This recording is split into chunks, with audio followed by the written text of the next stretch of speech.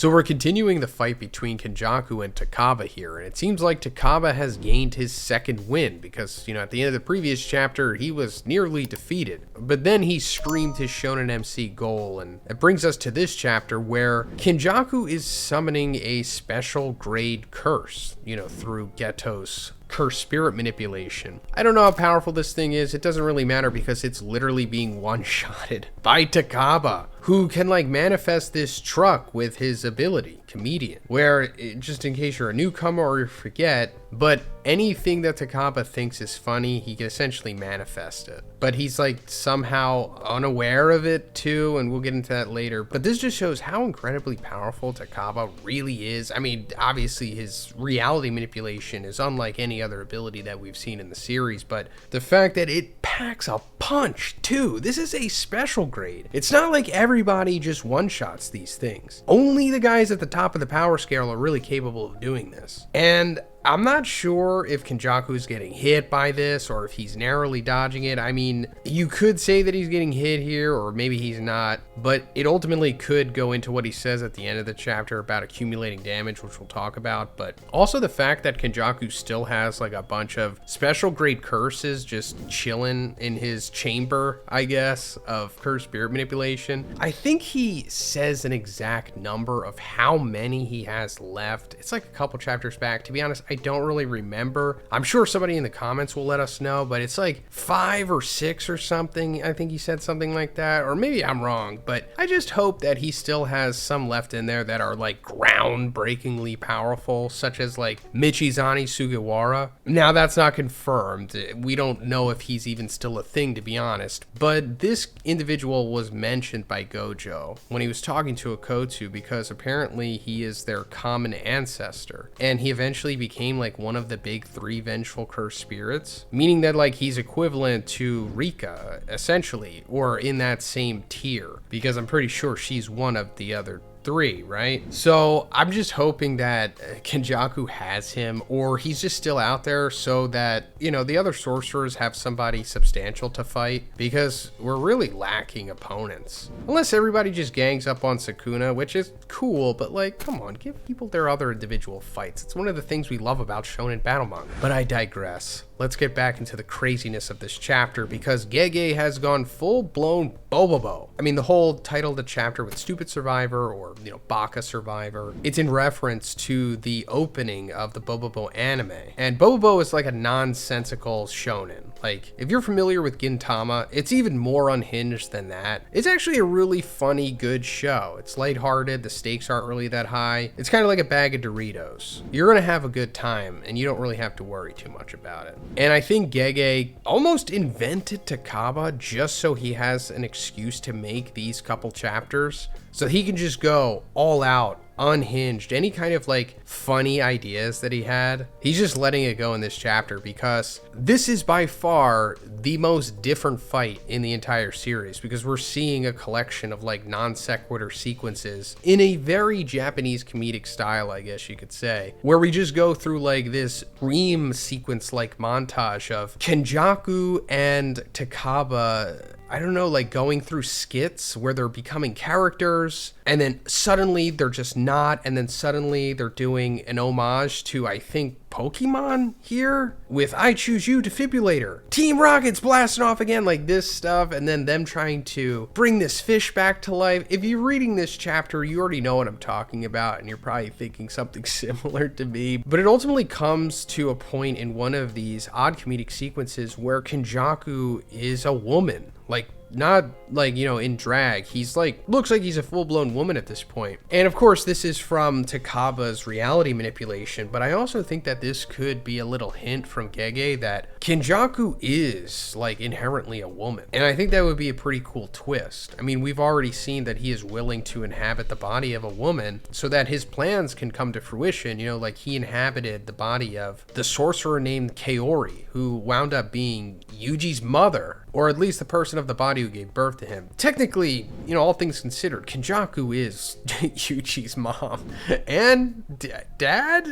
I don't know. It'll be explained later, hopefully. I mean, Yuji has to find out sooner or later, right? But after some more back and forth, Kenjaku and Takaba come to like a rock, paper, scissors match where they both are just like sticking their fingers in each other's noses. And Kenjaku comes to the realization that Takaba's curse technique is not just manipulating or materializing his own individual imagination. It also affects Kenjaku's, which is something that we didn't know before. And then going even more into that, he says, if you will, the resonance of the soul. So that means Takaba's curse technique is manipulating freaking souls. And, you know, we've been talking about this for a while now. Whenever the soul comes up in Jujutsu Kaisen, it is serious business. It's like the highest level that you can get at this point, I suppose, right? I mean, cursed energy manipulation and all that stuff is cool, but if you can get to the soul, it's game over. No one can stop that stuff. Or at least so far that we've seen. And I'm pretty sure as the series goes on, at least before it's over, we'll get a full understanding of what the soul is, and I'm sure it has something to do with cursed energy and jujitsu and all that stuff. I assume that, you know, since the soul is a part of the human, it's always been around, and then maybe cursed energy came after the fact. We still don't know when cursed energy first came out, or if there was a patient zero, or if it was always a thing. Also, don't hold your breath on that. It's possible Gege may never explain it.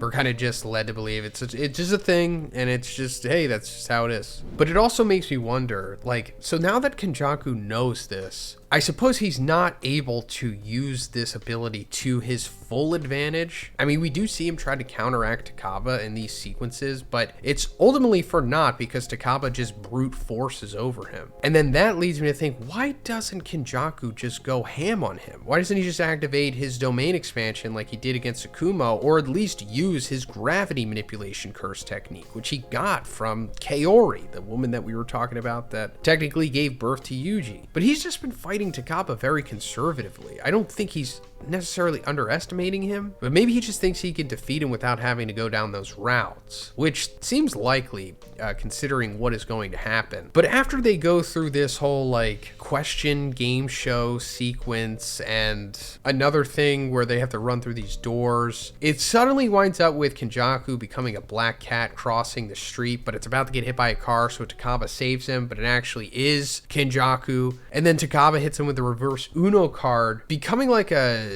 anthropomorphized cat version of himself, but he's acting like he's drowning in the water. And then Kenjaku feels compelled to save him, but then he's also tricking him like he was tricked before, and he starts riding a jet ski and hits Kenjaku with the jet ski. And then they just get into a sequence where they're like splashing water on each other, and Kenjaku, like, I'm thinking he's getting like real here, where he's like, this is fun. Like, how many hundreds of years has it been since I've had this much fun? Like, I'm glad I made the culling games. And I think this is like genuine internal monologue from Kenjaku, like almost similar to like being drunk or something. Like, Takaba's curse technique is making him more vulnerable, I suppose. And I guess this is true. He's lived for over 1,000 years at this point. So having pure, genuine fun like this is probably difficult. That's why he's all crazy and stuff, and he thinks merging all of Japan with Tengen and making a massive, uncontrollable cursed spirit is interesting to him. It's because he's a 1,000-year-old psychopath. And he's also brilliant, of course. That doesn't really help, but anyway, Kenjaku kind of snaps out of it. He realizes what's going on here, and then he just starts trying to drown Takaba. This is such a funny sequence. I don't know why. Because he's just laughing, and then suddenly like, no, wait, and then he's just drowning him. And of course, this isn't going to work because he's still in like Takaba's world at this point, and the water turns out to be just Fanta. And even as Kenjaku's continuing to have like a good time here, he's like, I'm eventually going to lose if this keeps going on. Like, all of these situations are just a simulation to him, but to me, I'm actually taking this damage here. and it will accumulate. And in the spoilers yesterday, it said that he'll eventually die, but I don't know what the real translation is here, but it just ultimately is coming to the point of where Kenjaku knows that he'll lose if he doesn't snap out of this sooner or later. And also him saying, you know, to Takaba, these are all just simulations. And it makes me wonder, like, what does Takaba think is happening here? Because the original exposition that we got on his curse technique was that he's clueless to it. So what does that mean? Does it mean that he doesn't even know that he has this curse technique, or he does know, but he doesn't know how to make it work? So he kind of just goes into this weird fugue state of bad comedy, or he's just that unself-aware of things that he's just fine with reality literally being warped before his eyes. But I digress again. We're coming to the ending sequence of this chapter where, you know, after we just talked about Kenjaku realizing that he's going to lose if he doesn't figure out a way to get out of this, because he says it won't end until Takaba's comedic desire is satisfied. And it's like, I can't beat him with violence. He essentially has to outsmart him, which you'd think wouldn't be that difficult since Kenjaku has been trying to do it, but he's kind of been failing, to be honest. But I guess that he's coming to his final gambit here, where him and Takaba are suddenly wearing suits and they're in front of like an audience. And I would have normally said that, oh, I guess this is like maybe Kenjaku doing his barrier ability where he can like make a genjutsu out of it. Like we saw that he created like a movie theater for Choso a couple chapters back to just give him a bunch of exposition, but maybe this is just Kenjaku using Takaba's own ability here, you know, since we just found out that he can manipulate his own imagination as well. So maybe he's using Takaba's own ability against him within the bounds that it is allowed, you know, like he can come up with a situation where they're both on stage and having to perform in front of this crowd, but it doesn't necessarily mean that Takaba has to be subservient to it, if that makes sense. He'll just play along because this is what Takaba ultimately wants. He wants to be a stand-up comedian like this and make, you know, 10 out of 10 people in the audience laugh. And the final narration that we get here says the two are out on the stage at the deciding battle. So it's possible that they're going to go like joke for joke or something. And then if Kenjaku defeats him with the audience, you know, laughing more at his jokes or whatever, then I guess that is how he defeats Takaba and breaks his curse technique. But yeah, that's pretty much it for this one, guys. Let me know what you think about this wild chapter in the comments. And if you liked the video, please give it a like and please subscribe if you haven't already. Have a great day and I'll see you in the next one.